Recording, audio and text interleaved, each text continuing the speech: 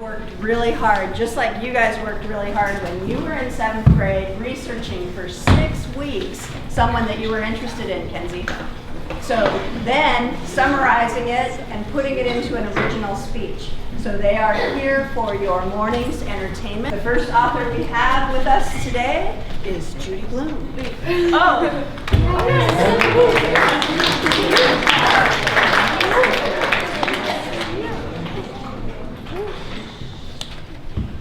Hi, my name is Judy Bloom. I was born on February 12, 1938 in Elizabeth, New Jersey.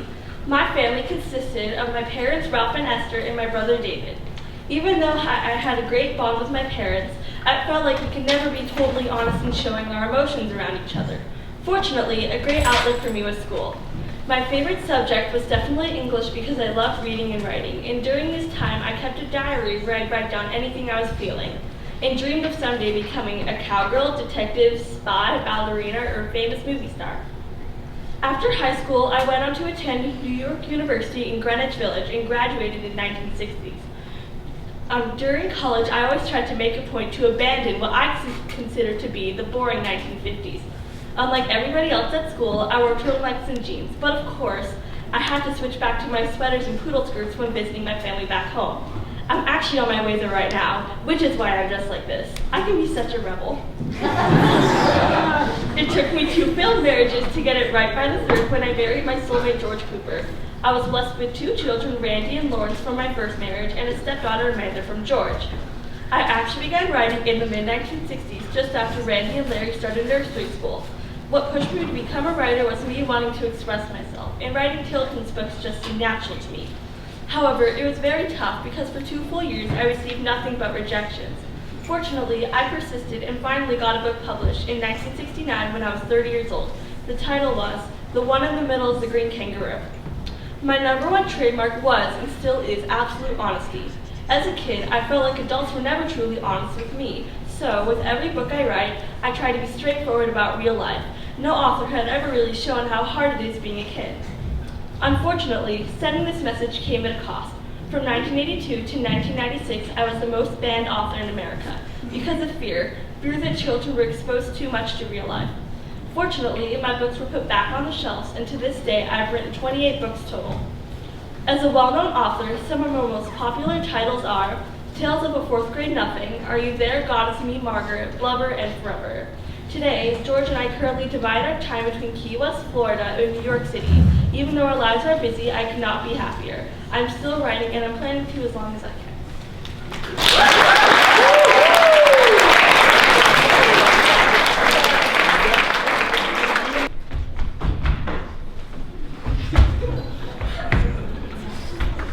Okay, glad there are no erasers here. I can trust you guys, right?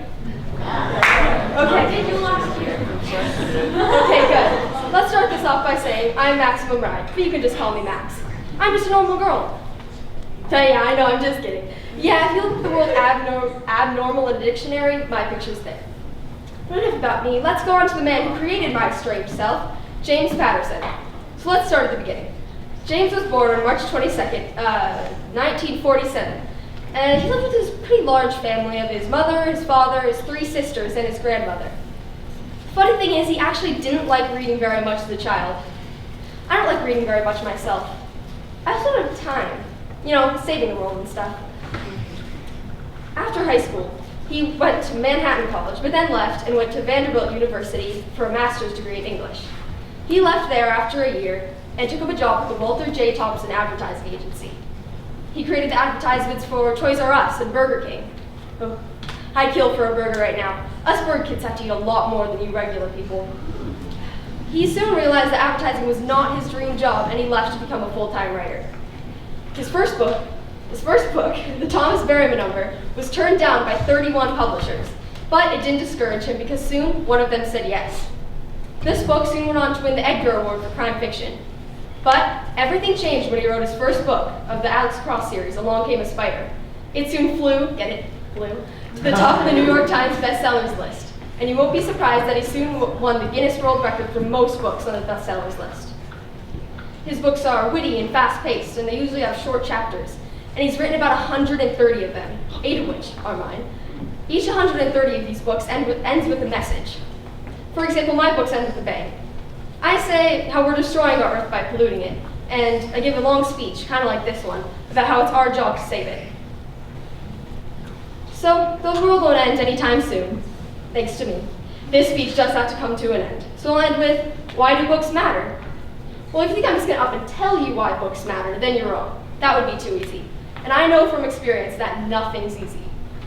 So I'll let you decide. Why do books matter to you? So thanks for inviting me, I guess, and any questions? And please try to keep the questions about me being a flying bird kid to a minimum. Thank you.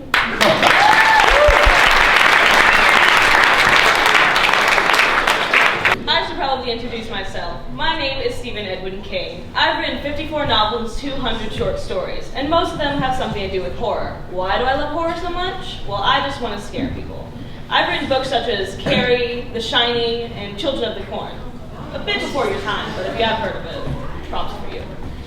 I was born September 21st, 1947. My dad's name is Donald Edwin, and my mom's name is Nellie Ruth King.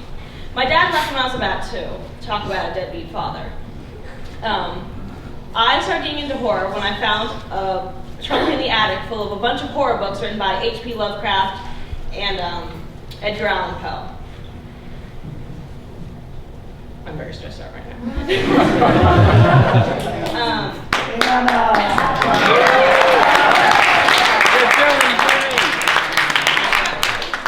I graduated high school in 1966, and I have a bachelor's in English degree.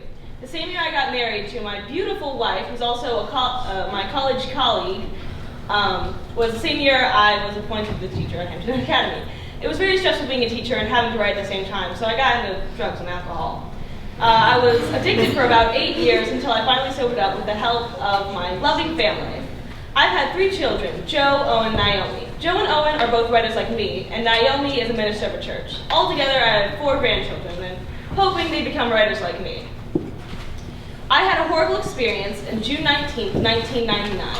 I was hit by a truck near my summer home in Vancouver.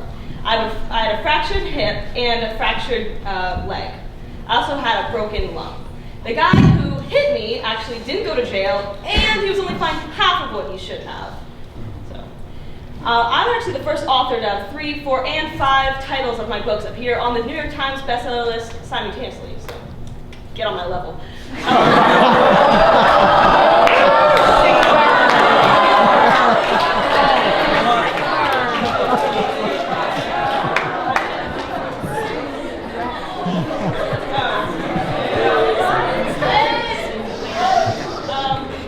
I'm also a big Red Sox fan. You might see me at one of the games, actually. And before I leave, I want to leave you with this quote that I think perfectly describes who I am. People must think I'm pretty strange, but I actually have the heart of a small boy. It's in a glass jar on my desk.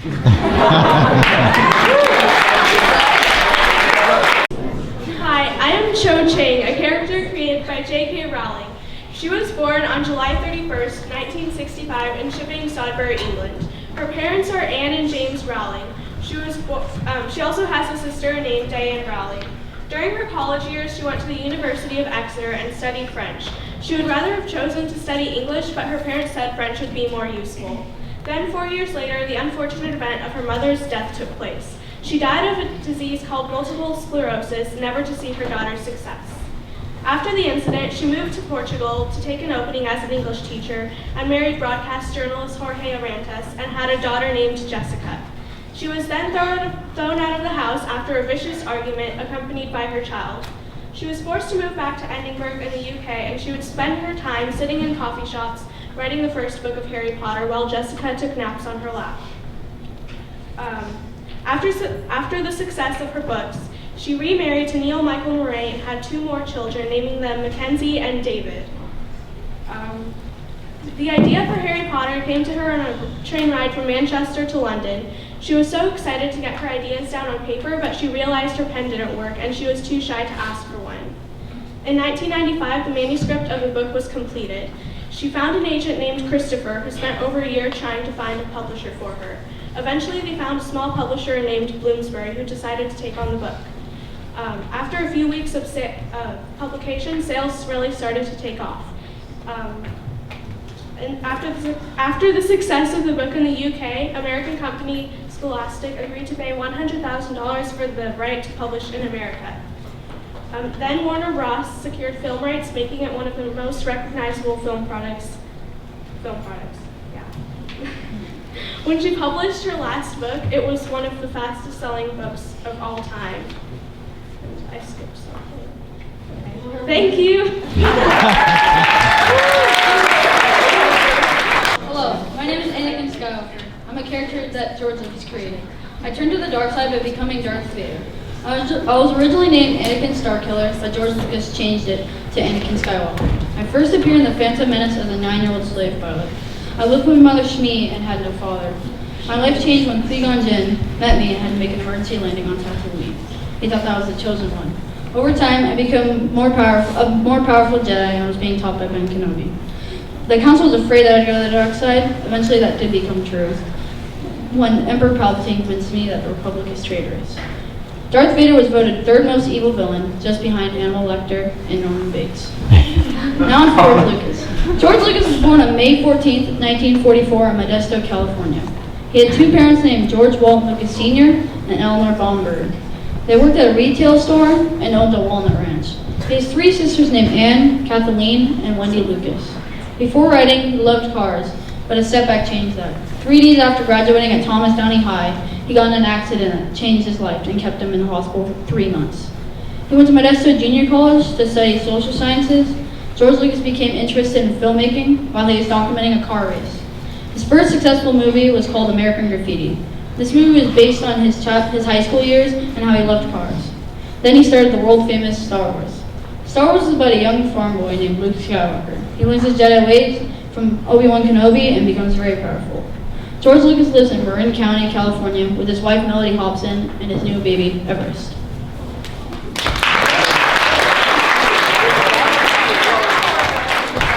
Ring, ring, ring. These simple sounds will change my life forever. Hello, my name is Anthony Horowitz, and I'm a world-renowned author who has written many books, including the Alex Rider series, James Bond, Trigger Mortis, and Sherlock Holmes' House of Self. Well, to start from the beginning, why don't we talk about my childhood? I was born on April 5th, 1955 in Stanmore, England. I was born into a wealthy, Jewish, and successful family. When I was younger, I never enjoyed school. I attended a boarding school named Orley Farm at the age of 8, and I didn't like it there. Fortunately, I was lucky enough to leave and go to a public high school named Rugby at the age of 14. It was at Rugby when I discovered my love for writing. Once I discovered this, I knew my ultimate goal was to become some sort of writer. After graduating high school, I attended York University and majored in English literature and art history. Ring, ring, ring. The simple sound is when I found out that my father had died from cancer. But that wasn't all. He had also lost more than half of his fortune because he had placed most of his money under a false bank account. We were never able to track down the bank account, therefore we lost a lot of our money. Well, I had to move on with my life. So I graduated college and got my first job working as an advertising typewriter for Bedford News. My boss, Don White, helped me publish my first book at the age of 24, named The Sinister Secret of Frederick K. Bauer. Once I published this, my career took off. At the age of 33, I married my wife, Jill, and we have 2 children, Nicholas and Mark. My family is extremely important to me, and they have helped push me on whenever I needed it. My writing career has been a whole other story. I've written many big hits, and the Alex Rider series was probably the biggest. I've also won 2 awards because of these books, the Lancashire and Hampshire Book Awards. My career has been extremely successful so far, and I'm planning to make it even better. Thank you.